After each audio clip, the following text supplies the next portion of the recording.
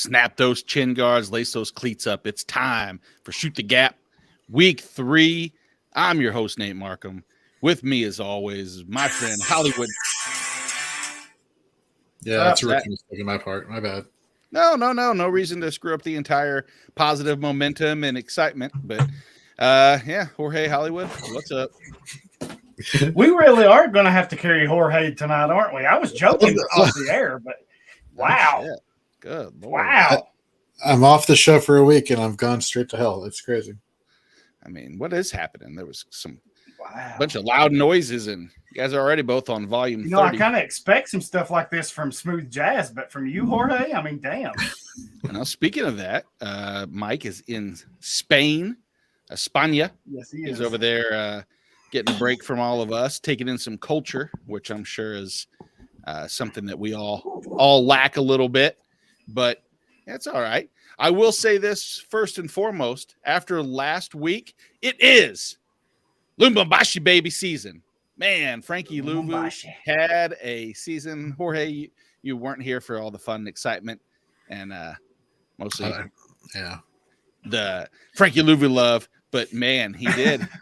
he cleaned up the one area, and obviously we can jump right into it a little bit. But the one area that we were concerned with was the missed tackles, and we thought that might be a reason that he could get not pulled off the field necessarily, but be a concern liability. And I'll be damned if he didn't cut it down from 4 missed tackles down to I think 1 this past week. He was flying across the ball. Our friend Gary Davenport mentioned in a couple different groups that I saw him posting how high everybody was in one of his circles for Frankie Louvu. And then he just, was everywhere. And look what he did as far as last week and the week prior. And moving into week 3, he might be a certain someone's little play of the week.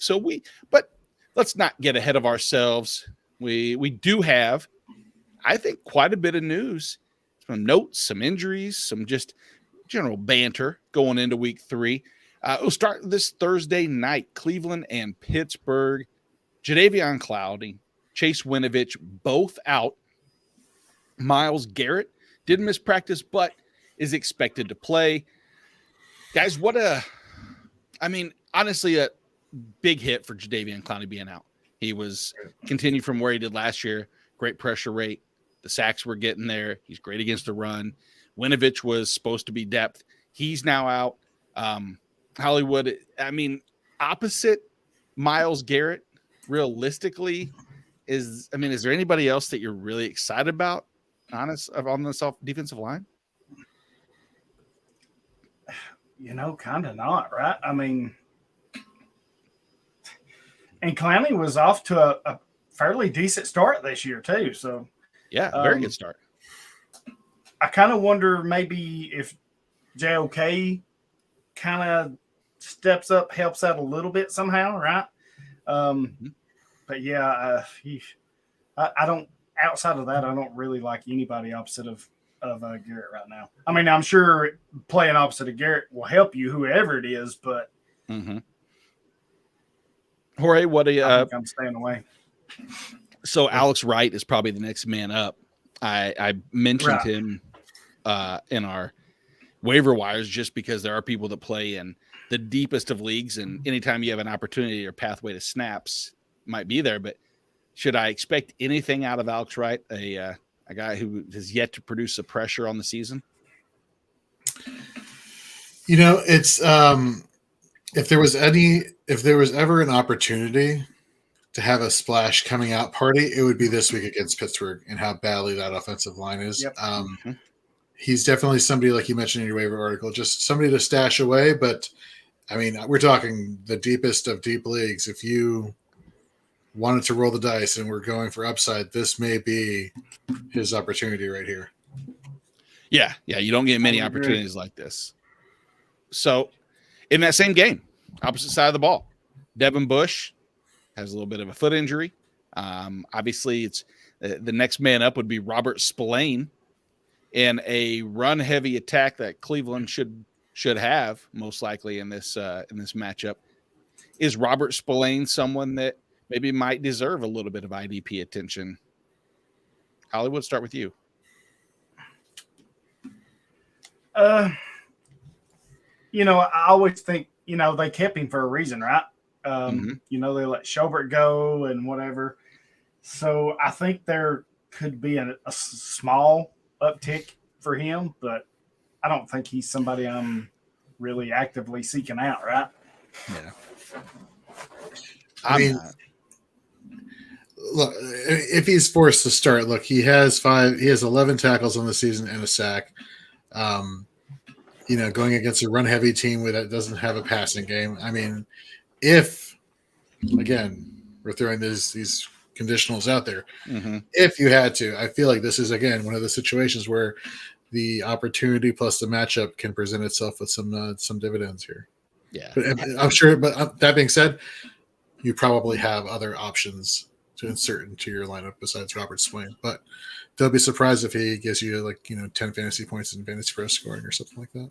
Right. And if you look, like you just hit the nail on the head, run play exclusively, most likely. Again, not high pressure totals or pressure history, right. But he's played 13 run defense snaps so far this season. And he has a 23% tackle rate on those plays. Actually, yeah, with one stop. So it's such a small sample size. It's hard to extrapolate. But again, the deepest of leagues may be something to consider. Staying in the AFC North, the Baltimore Ravens. Steven Means is another Achilles casualty on the season. I swear, I don't know what it is between COVID, cancer, and Achilles. I've never seen a year where I've heard more people talk to friends and family members, whatever, suffering through those things. But I don't know what's up with the Achilles. I mean, seems to be running rampant so much more. Maybe it's more diagnosed as the Achilles. I mean, it's a tendon. It ruptures, and it's not like someone's like, oh, he just has an ankle sprain or anything. It's a tear. So I don't know. Justin Houston, Jason Owe, potential for more snaps there. Jorge, is that? Oh my God, yes. Yeah. Justin Houston, this guy has been a monster. I mean, yeah, he's gotten you consistently 3 tackles a game and 2 sacks a game. He's playing like a man renewed. So yeah, I could definitely see an uptick in snaps for him and both Owe. But I'm kind of feeling the veteran here in terms of his potential upside. Yeah, I can see that. Hey, Hollywood. So at the same time we're talking about this, the Ravens went on today and brought in both potentially JPP and Blake Martinez. We'll start with the JPP news to kind of go along with this pass rush situation. But if they sign both these guys, do you think they immediately jump in and play this weekend, or is that something that they're more or less going to have to wait till next week to really touch the field? I mean, we're already on Wednesday, right? So that means they've got Thursday, Friday. Kind of most teams do walkthroughs on Saturdays or whatever. So, I mean, it's a short thing, but considering what Baltimore has and what they've produced, right? I mean, their pass rush has kind of been lacking, so I could see JPP being more of for this week, I could see him be more of a situational guy, right? Limit some or come in and take some rotation snaps. But I think Martinez could play a little more. I mean, they're not happy with Patrick Queen, and they've got some issues there. And man, I'm telling you, put him in Baltimore, that happens. Oh, I'm chomping at the bit. I done went and picked him up in a bunch of leagues. I don't care if they don't sign him or not. It's the potential, right? He's already missed 2 games, and I still think he can get close to 150 tackles, especially in that Baltimore defense. That's pretty stout. Yeah, I'll tell you what. Go ahead, Jorge. I was going to say, if they sign Martinez and he starts this week, or he plays this week, I'm calling it right now 8 solo tackles minimum. Oh. That's how much of an upgrade he is over my man. I mean, you talk about so let's start with who they play. I mean, you have a New England team that definitely can't stretch the field.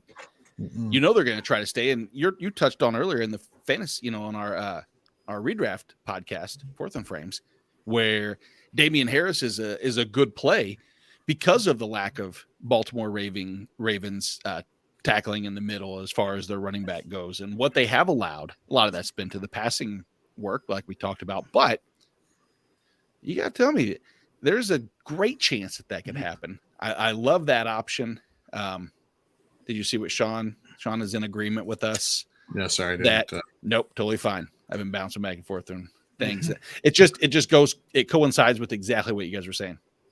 JPP probably won't be ready yet, and Martinez can step right in and miss tackles. Who let him in here, by the way? Oh, wait, hold on. The internet meant to say tackles. I don't buy that. I don't buy that one, but you meant to say miss. No, He's on his way out. Yeah, he meant to say that. That's straight up shots fired at me. I get it. That's okay. This is how we'll play today, Sean. This is how we'll play. I have Martinez. I didn't drop him anywhere where I have him. I've been waiting. Guys, a little off. Wasn't really necessarily prepped, but is there a team that was better suited for Blake Martinez signing with for IDP upside? Can you think of any where he would have an immediate, pathway to significant snaps, 100% snaps, or somewhere close, and be with a team that is designed? I mean, it's crazy. It's I think it's a perfect storm, right? They're not happy with Queen. Yep. Oh, I can fire you. Don't worry. He does have privileges. I think it's a perfect storm, right? They're not happy with Queen, and the volume is there.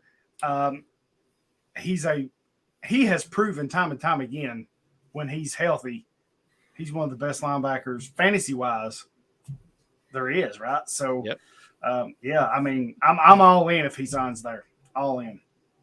Yeah, I'm going through my helmet collection right here, going, okay, middle linebacker. You're absolutely right. Baltimore is the perfect situation for him out of all these teams. Yeah.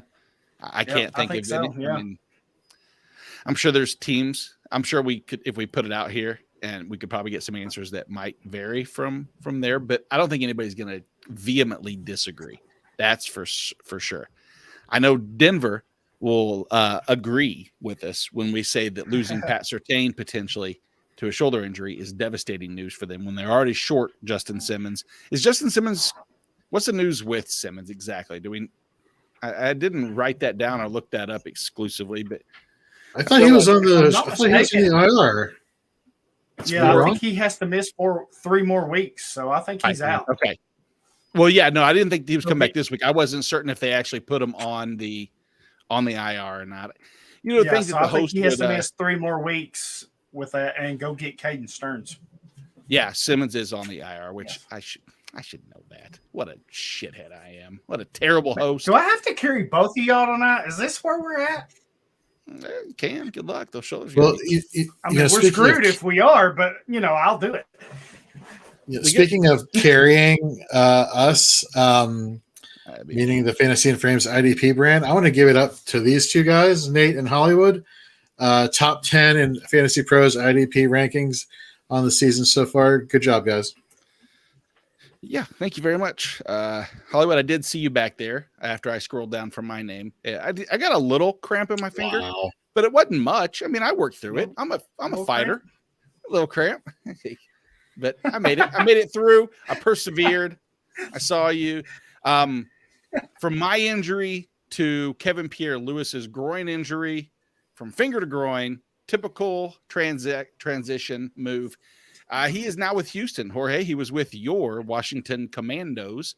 And I think that opens up a little. I mean, it doesn't open up anything for me. Houston linebackers. I don't think he was taking too much. Let's see. How much of the snaps was he actually occupying in Houston? I want to say outside of Kirksey and Camus. I mean, what was he really contributing to that starting rotation? I don't think. Yeah. Let's see. I'll tell you what he was contributing. He was contributing a 45 PFF defensive grade, a 29 run defense grade, a 26 tackle grade. And what he did, which is what he did well in Washington, is he was okay in coverage because he's fast. And that's it. Okay. And you don't need honestly. I mean, we already know we don't want a good coverage linebacker there because KGH is such a bad coverage linebacker. He's beneficial for us. We want him to be on the field because they'll target the shit out of him between him and Kirksey, and they'll let everybody catch everything. Collectively, between those two, they have about an 80% reception rate. I'll take that because you can't tackle a person who doesn't have the ball. You can, it just doesn't get fantasy points. Thank you, Sean. Notice he didn't say anything to you, Hollywood. You were flirting right there with a Booger McFarland line, just right there. What did I say? You can't tackle somebody with the football. Like that was like you don't get points. You didn't cross it. You obviously, I mean, you made sense. You could tackle somebody without a football, but you were toe tapping all over it though. You were toe tapping all over it, my friend. Leave that to me. I give the Booger McFarland lines around here. Thank you very much. Exactly, because similar to this person, you would need to have a concussion to sound like Booger McFarland. Harrison Smith is on concussion protocol.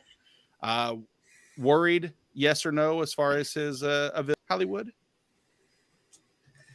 I mean, I think I want to see what this status is tomorrow, right? Right.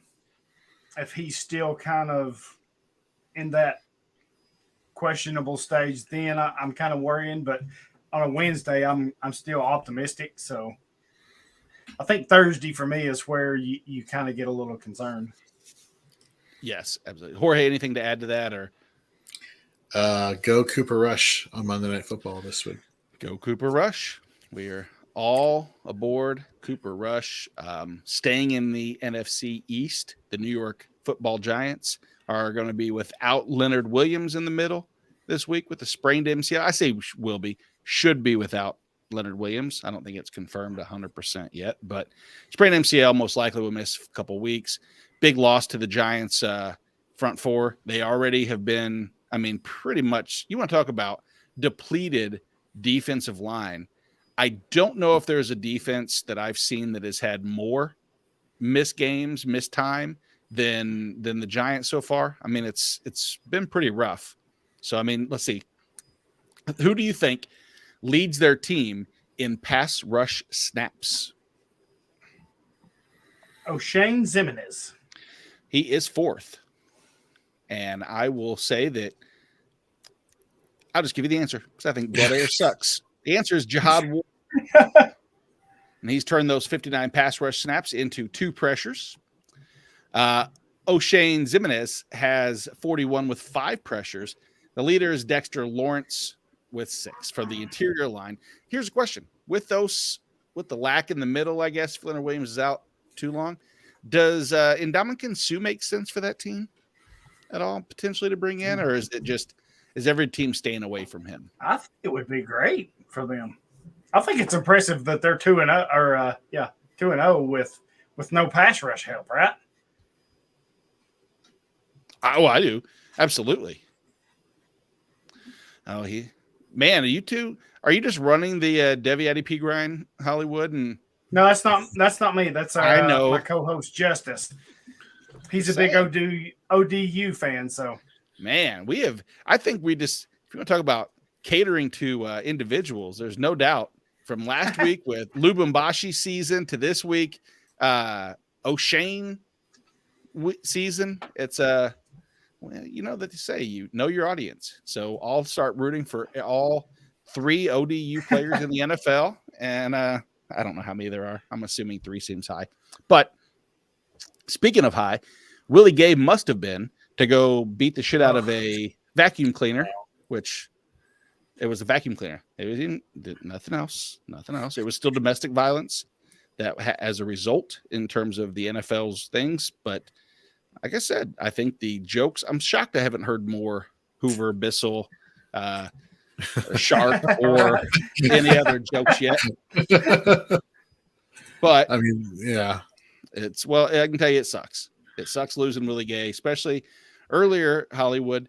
I was talking on Fourth and Frames again about the loss of Willie Gay and what that means for the Chiefs defense.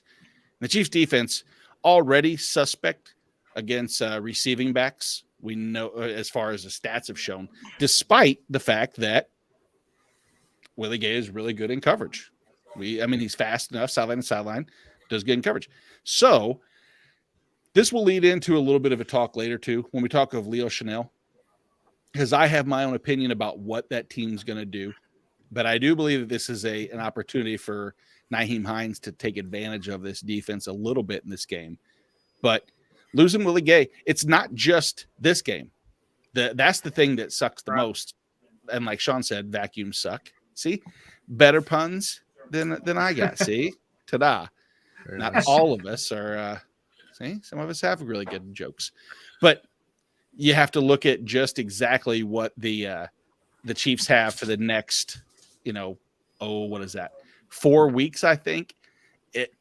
It goes beyond just this week. It's easy to look and say, oh man, that's going to suck. But when you get Buffalo and you get Tampa and you get some of these other games where you need as much speed and depth as you can get, it's going to be a little bit painful. You guys have anything to add on that, or did I get to talk about my Chiefs for 5 minutes enough? No, I guess when we get to if we get to Chanel later, we can talk more about it. But no, yeah, you're right, absolutely. Yeah. Maybe we will. Can't wait. Maybe. We did talk about the Giants already. If we get there.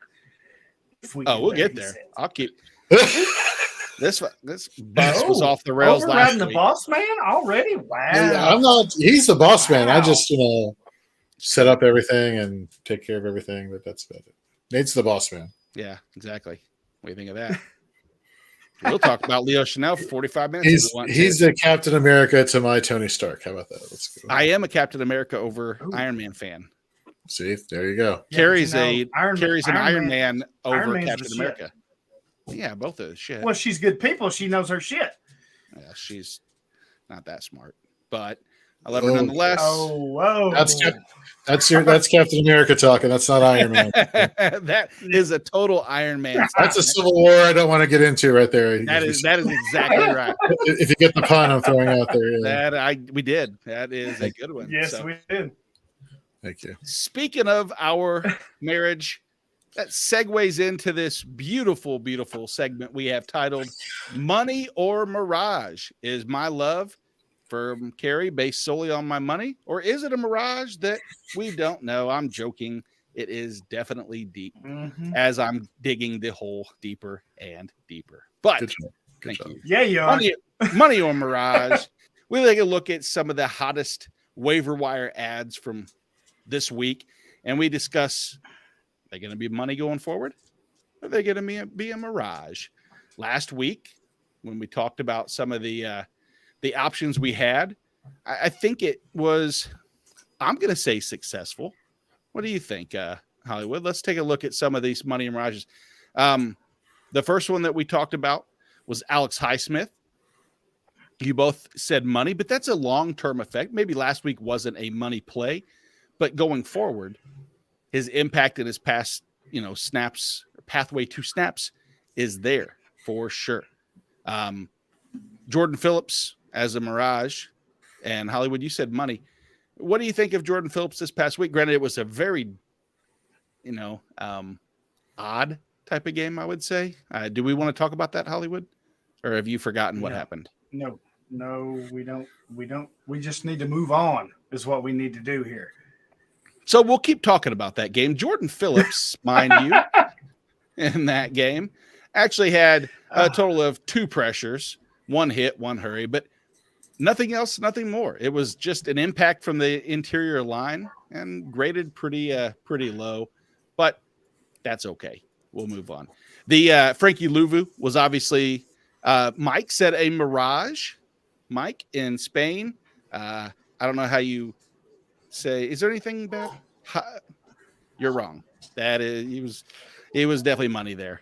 And then Michael Walker, Divine Diablo, Talanoa Hufanga, and Marcus Williams. We got most of them right. One we didn't get right was Marcus Williams. Guys, he can't keep that up, can he? There's no chance, right? I mean, no way. Well, let me tell you, I hope you're wrong, because I basically grabbed him in every single IDP league I possibly could, and so far, yes. But no, efficiency would say otherwise. Thank you. How I didn't think of No Bueno is No bueno. No How did Bueno. I not think of No Bueno as the thing? That's the travesty. Yeah, no idea. I'm George right now. I'm not Jorge. I'm George. You are George. Cayete. Mr. George. That's shut up. I knew what that It means. is. Yes. Cayete tu boca. I mean, shut your mouth. Yes. But you know what else was no bueno? What's that? That Titans game. It was the worst of my Rebels career. Sean stated. Hey, I'm trying to move on. I'm just doing what the guests here say. I have lived vicariously. You're clearly through moving these. on. I didn't choose to put that on there. Sean did. Sean's unfireable. Sorry, not my fault. Oh, he's fireable. Don't you worry. He's fireable. We shall see. But let's get into this week's episode of Money or Mirage. Jorge, I'll start with you. Yeah. Start a little town or a little state of Arizona. I almost said little town. That would have been stupid. J.J. Watt, man of the year, man of the people, one of the best defensive ends in NFL history. Problem is he's been injury prone. We know that. Yeah. Last week, had some pressures, got to the quarterback, looked good, explosive. Money or Mirage going forward? Mirage, just the inconsistency of being able to, be in their full-time role is definitely somebody that it's just no.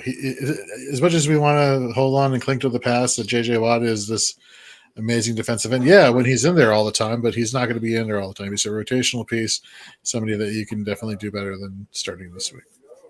And Hollywood, do you agree with the Mirage take? Oh gosh, yeah. I mean, if you're still buying into J.J. Watt right now, you've got a lot of issues with your team. That is true. Just with the injuries and everything else over the last few years, if it as a backup somewhere, he's fine. But a bye week fill in, something like that at best. But man, there's no way I'm rostering him as a starter or even a backup. Really, I'm looking bye week at best. That's he's a bunch. Totally understand. That is not, I think that maybe in certain leagues, don't get me wrong, there's a league that the IDP Bruja where you start one person only, maximum one time, and you find the right matchup and a healthy J.J. Watt.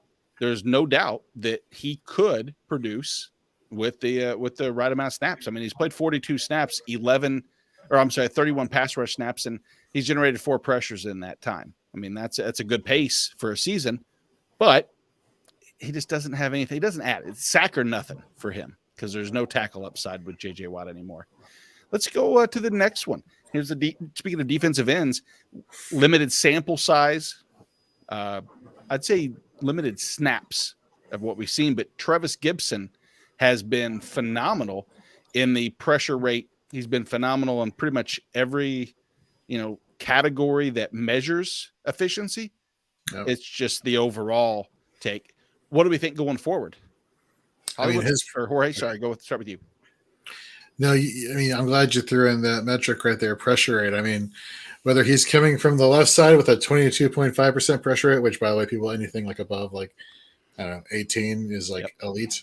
So, or you're coming from the other side with a 12.5, which is still pretty good for, the opposite side, which you saw on Sunday Night Football versus Green Bay when he was getting to Aaron Rodgers. That's not a fluke, folks. He is the legit real deal.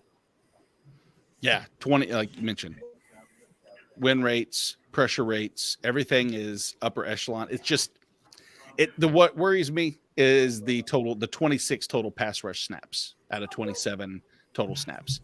That's obviously a small sample, and he has to beat out Al-Qadim Muhammad. And that is the only challenge there is not because he's better. It's because that's Eberflus's boy. And, you always have to beat out the coach's favorite. Hollywood, how long before we start seeing, matching snaps to Robert Quinn, or will we? I think we will at some point. We kind of saw this last year after Mack went out, right? Gibson had a career high 7 sacks last year. I know the missed tackle rate was way up there more than you like, but through 2 games this year, he's already got 8 pressures, which is almost half of what he had last year, and he's already got 2 sacks. So, I'm all in on Gibson right now. Yeah, he was a name that during Expo weekend we mentioned a few different times. There was some conversation, just generality, where he kind of came about. Last week we covered Michael Walker, Hollywood. We're still money with him until Deion Jones comes back. Right. Let's go to his name's Leo Chanel. We might have heard a mention of him earlier. Money or mirage on Leo Chanel, Hollywood?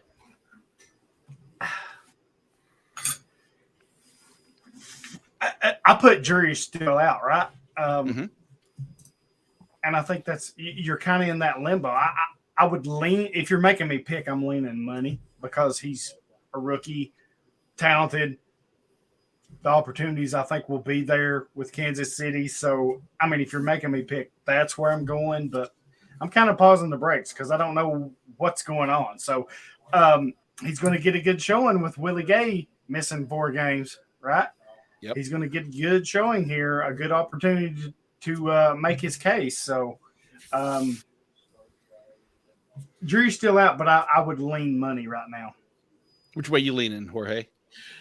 So on one hand, you have a guy who's like, according to Pro Football Focus, grading out all across the board when it comes to tackling, rushing the passer, playing in coverage, which is something that Willie Gay excelled at. Then to which, immediately you're thinking, okay, yeah, I feel pretty confident if I had to take a gamble and start somebody in place of Willie Gay. Let's say that was one of my top 3 linebackers. Okay, well, I could rationalize putting him in my lineup. What you can't rationalize, though, is Spagnuolo and his love of rotations, especially with rookies. Mm-hmm. So my concern is whether or not you're going to see a full complement of snaps from Leo Chanel this week or for the next several weeks, just because, the Spagnuolo effect. So I agree with Sean in this, is that Leo's money in the run game, mirage and pass coverage. That is a fair statement. It's an accurate statement. What I concern myself with going forward is this. Jorge, you touched on it, is Spagnuolo's, inconsistencies with this rotation. It goes even a little bit further, too, in the fact that, as I alluded to earlier, the next 4 games are Colts, Bucks, Raiders, Bills. If you talk about heavy pass rushing attacks, obviously the Colts will be up there. Tampa, I don't know if I even know. I really don't. I want to say it could be that there's a good chance that they transition. It turns into a Leonard Fournette heavy attack while the receivers get healthy. Vegas could be the same way. Lean on Josh Jacobs, but why would you if you have Devontae Adams in the passing attack they have? And Buffalo is just Buffalo. In fact, the thing that I'm scared the most about for fantasy managers is that Leo Chanel comes out and Spags does give him the heavy workload, and he racks up 8 tackles and a sack, something like that. He's the number 1 waiver wire pickup next week. And then he's part of a rotation, and they do what I think is what's going to happen is I believe that they probably end up playing an extra safety more times than they play Leo Chanel. And the name that keeps bandied about, at least through Chiefs talk, is Brian Cook. Brian Cook comes up. The Brian Cook concern that I have is he's been a dipshit. He keeps getting stupid penalties. He gets, after the play fouls, hitting a guy out of bounds, and he's costing us 15-yard penalties. And that doesn't, you want to talk about something that doesn't sit well with Spags, is stupidity, and that'll get you off the field. So that's my concern, is exactly what you said, Jorge. And Hollywood, I have my expectations, my hype, because he is that type of playmaker where he's out there and they just say, screw it. You know what? Right. We're going to let Nick Bolton and Leo Chanel just absolutely dominate anybody that wants to come across the middle or up the middle, and let our secondary try to, let them try to beat us through the air, because we're going to score 35. Time will be, we'll see what exactly. So I just thought that was interesting.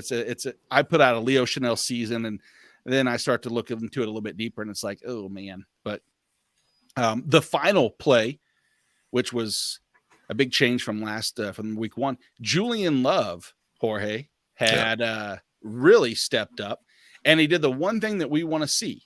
What's that? Get close to the line of scrimmage. Yeah, it is. Exactly. So is he money or mirage for you going forward? Oh, I think he's funny. I think we talked about him during our IDP previews for the season as terms of somebody that could come on and surprise. You look at here this past week, he was the safety 13 in run stopping percentage. He's grading out. He's a tackler. He's a tackle machine. He's playing right where you wanted to be tackling. Right. And I don't see this linebacking core for the Giants getting better, so much so that they tell him, no, you don't have to cry at the line of scrimmage anymore. This is going to be like an ongoing issue for New York. So yeah, this is everything people have been waiting for IDP since, I don't want to say since Landon Collins, but I can't really think of a good strong safety that the Giants have had since then that's played closer to the line of scrimmage that can get you good IDP fantasy value. And Hollywood. What do you think of this? Julian Love's plays up at the line. And what does that allow? Like I'm saying, Xavier McKinney playing back. And what does McKinney do? He responds by having, granted, it's only 2 games in, but he had a great game. Yep. Did everything I agree. We can ask. It's you're putting McKinney back where he belongs, right? Mm-hmm. With Julian Love being able to play this way. And this is something I'm not surprised, right? Because if you go all the way back to Notre Dame, he come in as a corner. They moved him to safety. He had early on, and I forget what year, junior or senior year, right away as a safety, he had one of his best games, 14, 15 tackles. So he's interchangeable, right? Can play corner, can play safety. But importantly, like you said, he's playing in the box. That allows McKinney to play back at more of his natural state, which is good for us. That's good for everybody, right? Mm-hmm. Because that's all we really care about. We don't care about how the That's Giants actually score. I don't care if they don't. I don't care if they win or lose. This ain't about us liking the Giants. We just want fantasy points. I want tackles. I want fantasy points. Exactly. I want tackles. Mm-hmm. Tacos. Sounds like tackles. Did you say tacos? Is that what you just? Okay. It says it sounds like I can tackles. go for some tacos right now. There is a Taco Bell right up the street from where I live. Okay, you have to put the show on pause and go up there. No. Okay. Marry one, F1, kill one. Taco Bell, Jack in the Box, homemade tacos. So Jack in the Box, I think, is a West Coast thing. Are they in the Midwest also? For you? Yeah. Yeah, we don't have those out here, so I can't really give you a good. Oh, sorry. Do you have Five Guys? Yes. Okay, yes. Can we do Five Guys? Five Guys didn't have Taco tacos. Bell. Does Jack in the Box have tacos? Is that why you said Jack in the Box? Jack in the Box tacos are. That makes a lot more sense now. Okay, yes. Yeah. Or homemade tacos. Yeah, so I obviously it doesn't really matter because. So let me explain. Hollywood, do you have Jack in the Box? Am I just? Not close by, but we do have a few around, but not close. Hey, Devi IDP grind, you find a cheaper late night snack than Taco Bell and their Nachos Bel Grande and their cheesy gordita crunches and their beefy 5-layer burritos. Oh my God. Oh. And their chalupas. Oh. But he's right. Jack in the Box tacos are better. And this is the screwed up thing. Jack in the Box tacos are, you know what? They're Alex Singleton, they're Tay Crowder, they're Nathan Gary. They are terrible. Oh, okay. But they get the job done, and you keep going back to them. Imagine a tortilla with the ingredients, and this is it's so crazy because it's not attempting. If I try to explain it, as if I was trying to explain Tay Crowder, imagine a linebacker that was slow to reaction, didn't read the play well, was coming from behind, tackled the guy, got the points after giving up 6 or 7 extra yards that he shouldn't have, but he did you well. So think of a tortilla thrown into a deep fryer, and that deep fried meat-ish was in the tortilla. So then it's a crispy shell, super deep fried, but they cook it with the lettuce inside. So they deep fry the lettuce inside too, and they have some sauce in. And for some reason, and they put a piece of like American cheese, not even like, it's so bad. I promise you, if there was one thing I could guarantee like later on when we have our guaranteed sack lunch, I promise that you would go, I don't know why I like this, but I like this a lot. So yeah, I'm just saying, when you come to St. Louis to visit at some point, we'll go and we'll do that, and you will hate me and love me at the same time, kind of like a lot of people would. And to all the go ahead. He just mentions the churros are bomb too. I've never had the churros, but they sound great. For those West Coasters who are listening and watching, there's a chain out there called Del Taco that apparently is even better than Taco Bell or some other places. I'd love to get your thoughts on that, as opposed to like IDP. But no, just throwing it out there. Yeah, I have had Del Taco before too, and Yeah? I do remember that. Yes. I do remember when Burger King had tacos. They were just like Jack in the Box. Horrible. Just terrible. Yeah. Must have blocked that out. Yeah. So good. And the analogy to those linebackers, I'm sorry for the fans of those linebackers, but that's the truth. It is what it is. Moving on. Now I want tacos. I'm all screwed up on tacos right now. I know. Instead of that, we would play tacos. We're fading every other late night snack right now. Let's look back at last week's plays and fades. This is when I wish we had a segue music of something like the in memory thing, because these weren't good, guys. We sucked.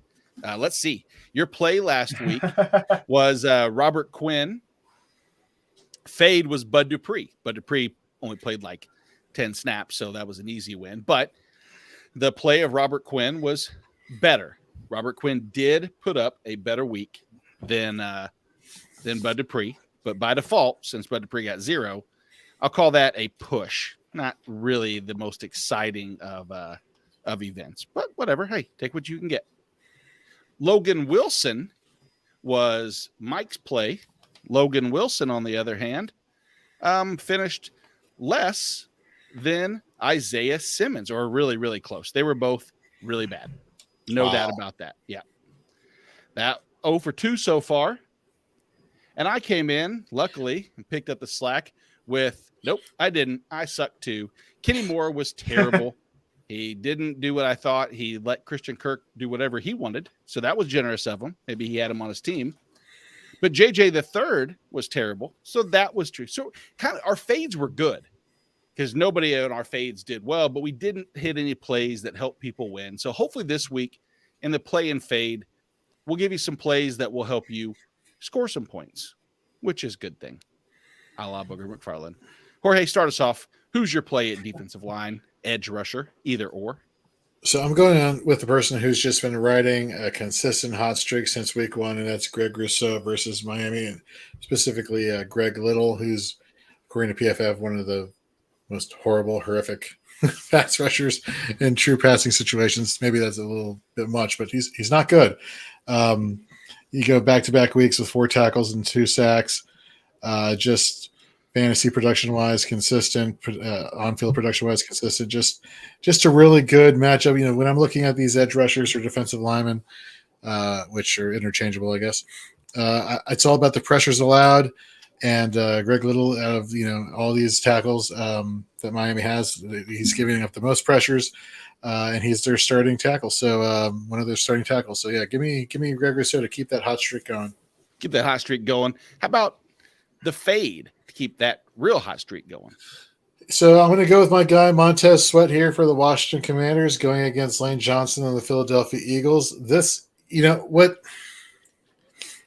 It's bad enough you have to run down Jalen Hurts and try to get to him, right? Mm-hmm. And I was expecting such a good defensive matchup. I was looking forward to Danielle Hunter and Zadarius Smith meeting at the quarterback, and just dominating Philadelphia, and that didn't happen. And partly that could be attributed to Lane Johnson, on top of obviously Jalen Hurts' running prowess. I don't see Montez Sweat being on the same caliber as a Zadarius Smith or a Danielle Hunter, and the matchup is just bad for him all around. So I'm fading Montez Sweat this week. Montez Sweat going against your own team. I love the stab in the back. Et tu, Brute. Et tu.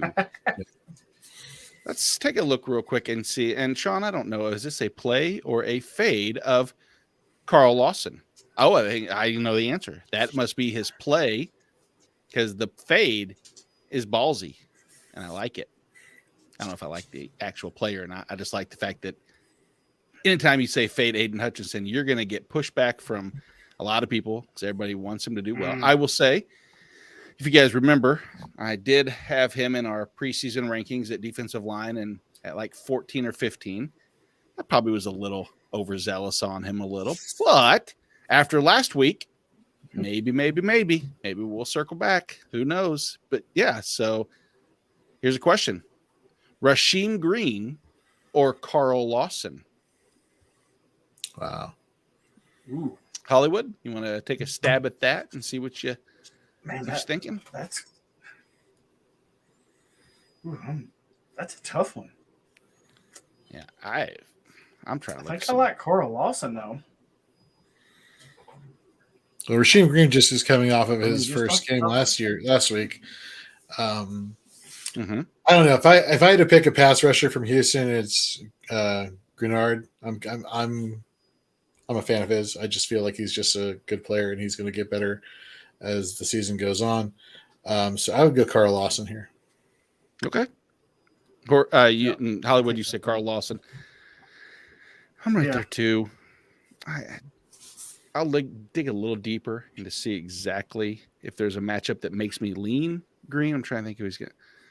I mean, the offensive, the tackle. I would like to see Lawson's snap count percentage go up a little bit, but I kind of think Saleh's trying to do what Buffalo's doing, right? He's got that heavy rotation, a good mix on that defensive line, so he's trying to rotate. So I think that kind of limits Lawson, but talent-wise, I think it's Lawson.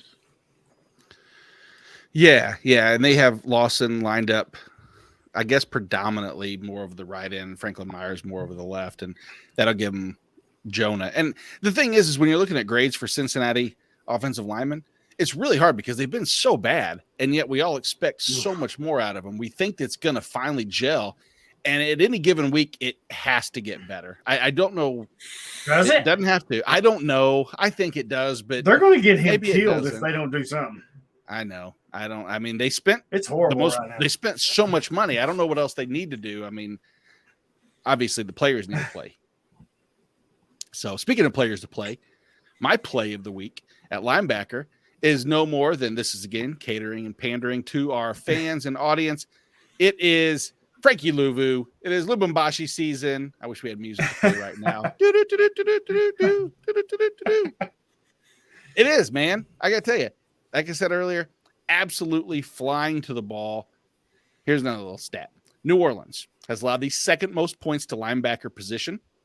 No word so far on Alvin Kamara's injury, if he's going to continue to sit out one more week. If he plays, he won't be 100%. And we'll see a heavy enough workload out of the lumbering Mark Ingram, which is always a good thing for linebackers. 4 tackles for a loss last week. I know the New Orleans, offensive line is solid. We know that. But right now, it's just been, I got to say, I've been very impressed. And my fade is none other than Kamu Grugier-Hill. I know that that's going to hurt some people's feelings because people want to believe in him. But here's the thing. The majority of his points this season so far, a lot of them came obviously week 1 when he was targeted on passes. Who do the Texans play? The team that has the fewest pass attempts in the NFL by a country mile, Chicago Bears. I don't think there's enough volume to go around to propel KGH to be in that borderline LB 1-2 conversation that people want to throw him in. He's the LB 14 right now on ECR consensus rankings, and I don't see any way he reaches those totals. I really don't. Sean gives us his play and fade. His play is Leighton Vander Esch, which, as I wrote Leighton up in my waiver wire, I said I was scared after week 1 to put him in because it's Leighton Vander Esch, but he has looked really, really good. And Jorge, you tell me this. Is this a crazy statement? Yes. I believe, fair, good answer. I believe the reason we're seeing, look at that delay to Hollywood. Good Lord. Fucking dial up there. Sorry. I just finally got the joke. Jesus, he was laughing from something earlier. his dial-up so slow, he's still thinking of 2019 Leighton Vander Esch. Wow. He's not in the Pro Bowl anymore, Brutal. but he's playing Pro Bowl level. He is looking good. But I think I believe the reason that they're as comfortable letting Micah Parsons play on the edge and rush as much as he is because they're comfortable with Leighton Vander Esch's play in the middle. Does that make sense? Is that fair to say? Yeah, I mean, all the talk in the offseason was the fact that they were moving Parsons back to just linebacker and taking him off the line of scrimmage, but that's been anything but. So you would have to think if they're moving him closer to the line of scrimmage to rush the passer, that, I mean, Vander Esch must be doing something right. Hey, and well, let's face it, it's not just because they're comfortable with Vander Esch. It's because they don't have a freaking pass rush. That's true too. Dorrance Armstrong is not the answer. Dorrance Armstrong had a good week last week. Let's not hit on. Dorrance Armstrong had a good season last year when he played. He filled in admirably a lot. When they had so many injuries between Gregory and DeMarcus Lawrence, there was many a weeks where I had Dorrance Armstrong pretty high in my rankings, and he produced. But he's not Micah Parsons. And in our prediction show, what did I say? I said, hey, this whole Blake Martinez potentially coming to the Cowboys to solidify the middle of that defense could mean that Micah Parsons is very easily the sack leader this year because he has the desire, and at least it's on record. So if I kind of backpedaled a little bit when I said it, I was like, it takes Blake Martinez being there, but maybe it doesn't. It might just take a healthy Leighton Vander Esch. So let's go to the defensive back position. Hollywood, help us out here.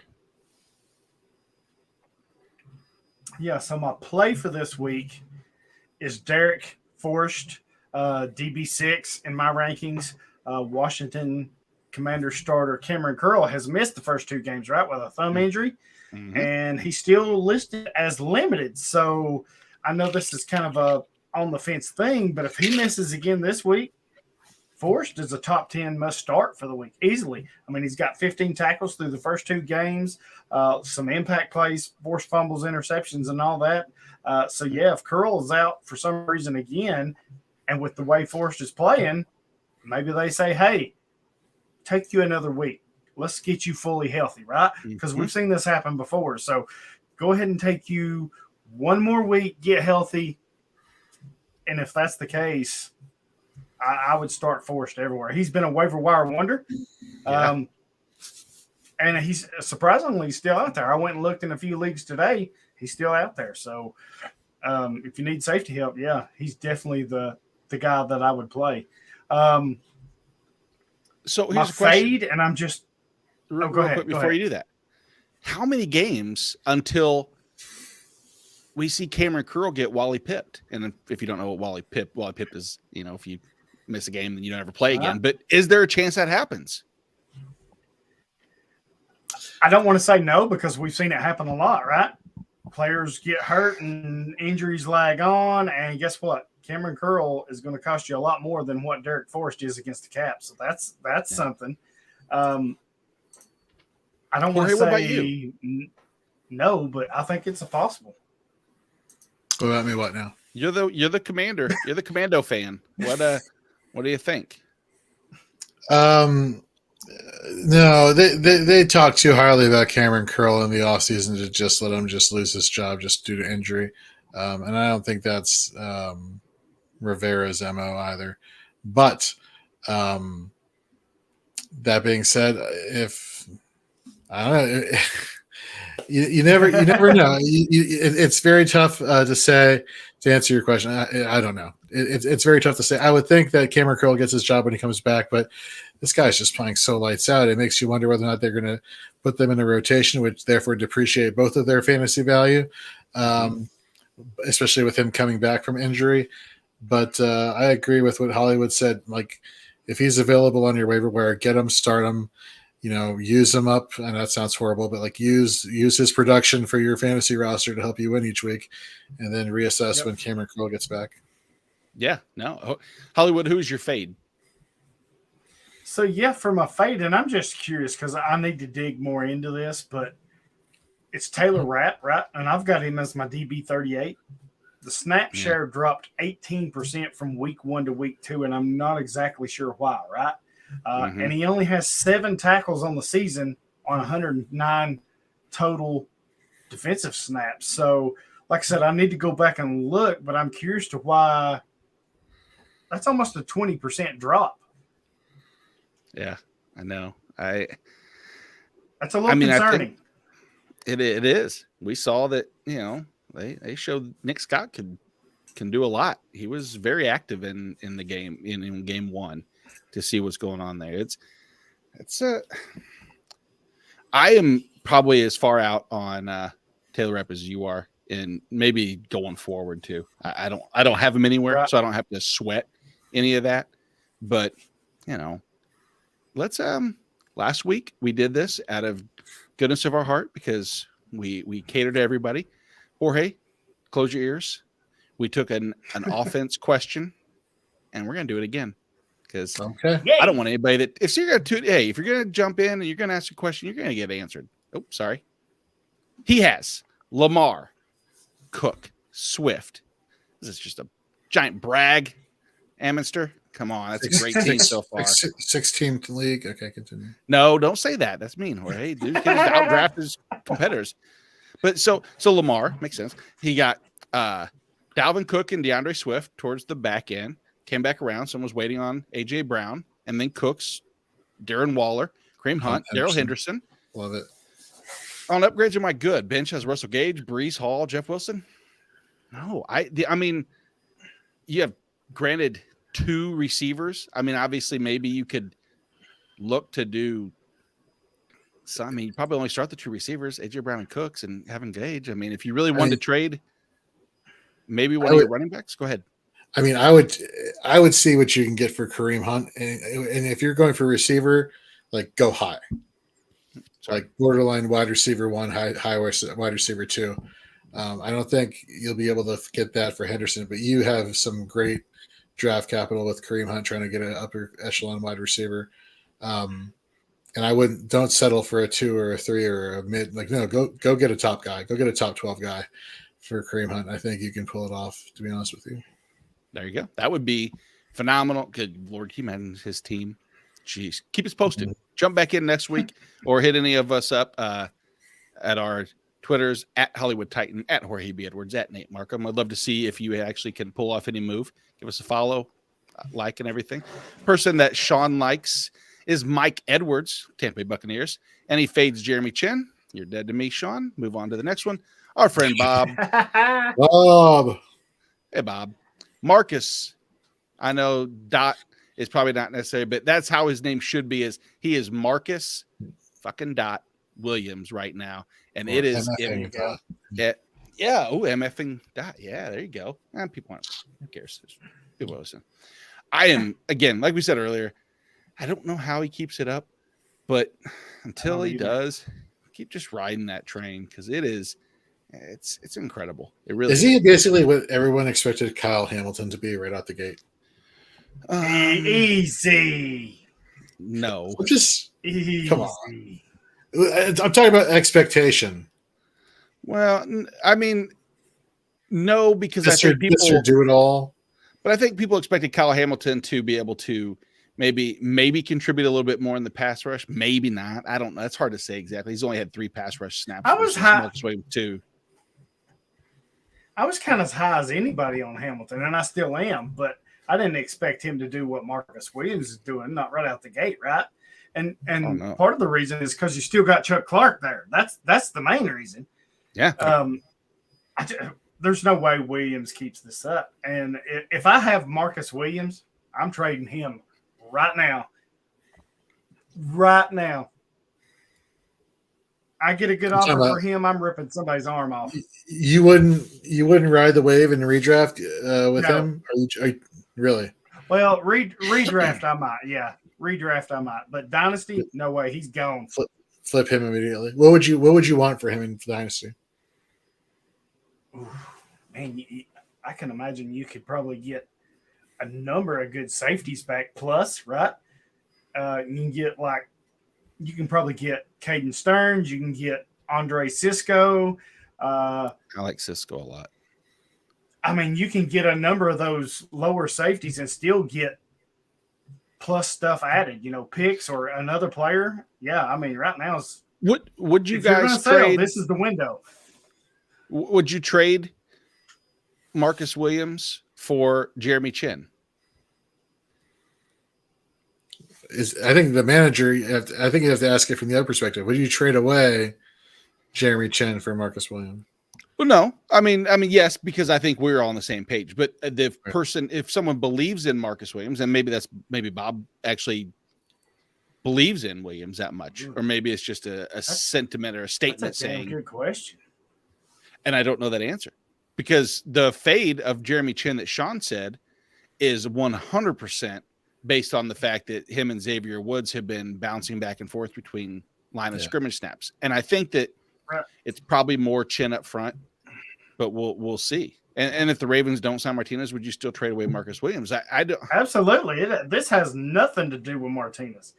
You're not right now. Marcus Williams' value will never, ever be higher than it is right now, and I promise you that. Right. Yeah. Never. I mean, he's ever. I mean, there's only 5 guys that have played more free safety snaps than Marcus Williams. And that's the thing. They've already said they're looking at possibly signing Martinez. If they sign Martinez, it's over. Williams is done. There's no way he's racking up that many tackles. No way.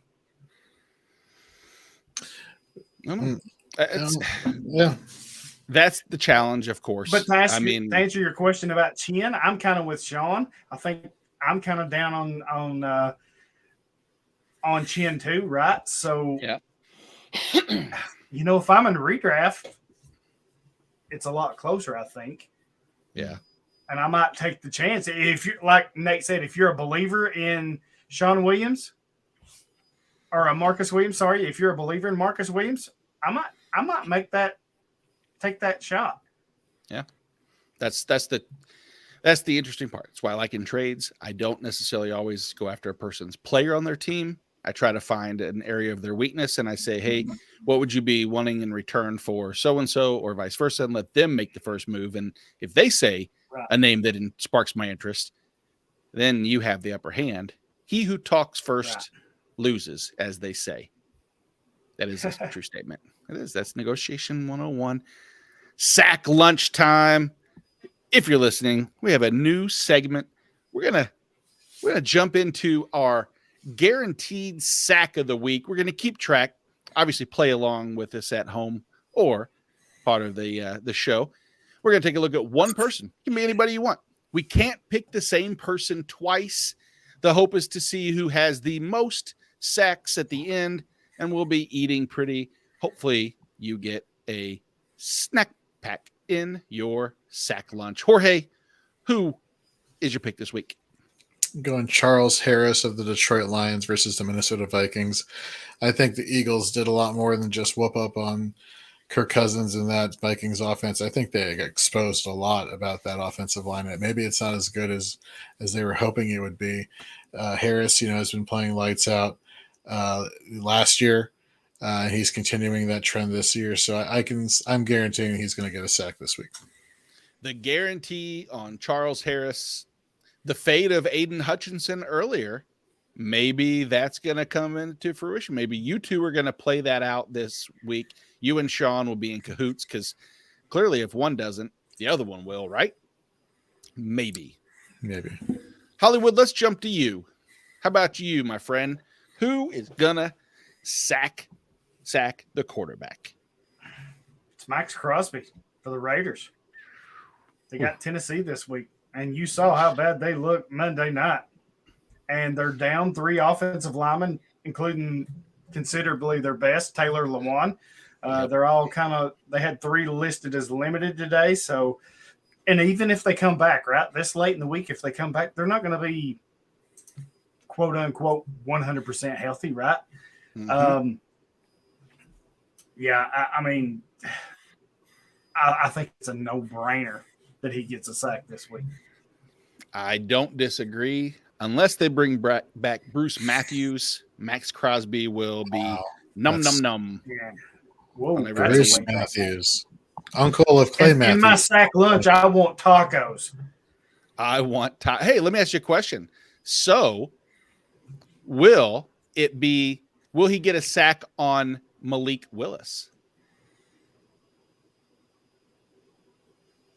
Yes. Oh, that's juicy. He'll definitely get one on Tannehill. Yeah. That's not the question, Hollywood. Come on. No. Hey. You're talking to the experts here, me and Nate. That's true. For this week, yes, exactly. Yeah. Charles Harris. For this week. You know what? You watch. I love the quote because I will be on our chat being like, Okay. Hey, I do it. Say it with your chest. Not 1 sack, 2 sacks. Like Nope. Don't get carried away. Don't lose points. No, easy now. Easy. It's like they do on the cooking shows. You don't want to present too much because then they grade everything, and one bad thing will fuck up the whole night. So keep it with 1 sack. You're going to get there. Before I do mine, Sean's is the sack master himself, Josh Sweat, who was my Rise Up Player of the Week last week, and are getting up, chasing upside. And what did he do? Came through, got that sack that I needed. Love it, Sean. So mine this week is Sam Hubbard against the New York Jets. Probably comes down to this. New York Jets have thrown the ball 103 times so far in 2 weeks. That leads the entire NFL. That is as many pass attempts as Justin Fields would have had in 6 games as of now. But Joe Flacco's done it in 2. Joe Flacco, not exactly the most fleet of foot. Unfortunately, he's going to have to be a little more nimble because Max Mitchell at right tackle and Elijah Vera Tucker have allowed a total of 3 sacks and 13 pressures combined on the season with 50 potential 45 plus pass attempts. Again, I look for both Trey and Sam to get in the backfield. I think Sam's going to be the recipient of a sack this week. So we have our first answers on the board. Fellas, this is our chance to get ahead of Mike since he's decided to go to Spain. We have the chance to go up uno on him for the week. There we go. And that wraps up episode week 3 of the Shoot the Gap podcast. On behalf of Hollywood Titan, Jorge B. Edwards. I don't know why I said B. Edwards. I was just reading your Twitter handle like I forgot your name and just had to spit it off. And me, Nate Markham. No, he's George this week. That's George right, Edwards. George. Yep, George. Adios, George. So let me tell you before we sign off completely. Head over to fantasyandframes.com, check out their rankings. They have been blowing it away at Fantasy Pros ECR. Don't forget to check out our start and sits on IDP at fantasyandframes.com. And then Nate's going to put together a great article looking at players that are going to be exceeding expectations in our IDP Chasing Upside article later on this weekend. So stay tuned for all that. Thank you. And we will see you next Thursday.